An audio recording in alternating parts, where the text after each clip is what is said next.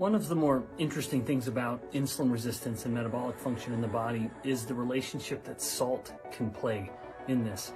So we've been told, of course, for decades that we need to eat less salt because if we eat too much, we're going to have high blood pressure and we'll die from heart disease. Well, one of the greatest predictors of heart disease is insulin resistance. So it makes sense to wonder what happens to insulin resistance when we restrict salt. Well, wouldn't you know it, we got it all wrong.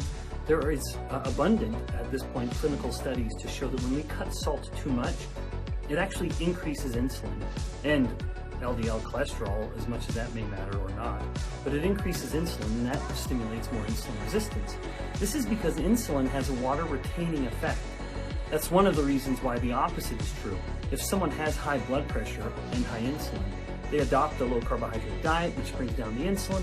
That brings down the water retention. In other words, the kidneys start dumping excess water more readily. And then as the water is going down, or the volume of the blood, the pressure follows it, and someone's blood pressure will go down.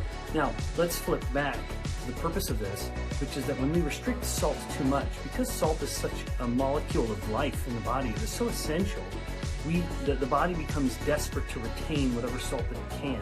And water will stay with the salt. So we start cutting out salt in the diet because we've been told to. That actually, again, will dramatically increase insulin, which is causing insulin resistance. And that's because insulin can increase the level of a hormone called aldosterone.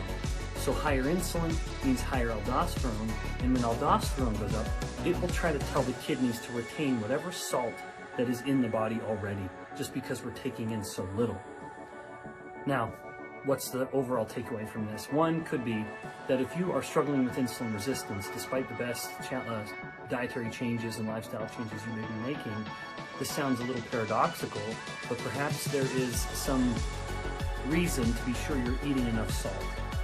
Again, the evidence is pretty clear. If you cut salt, you stimulate more insulin, and that can drive insulin resistance.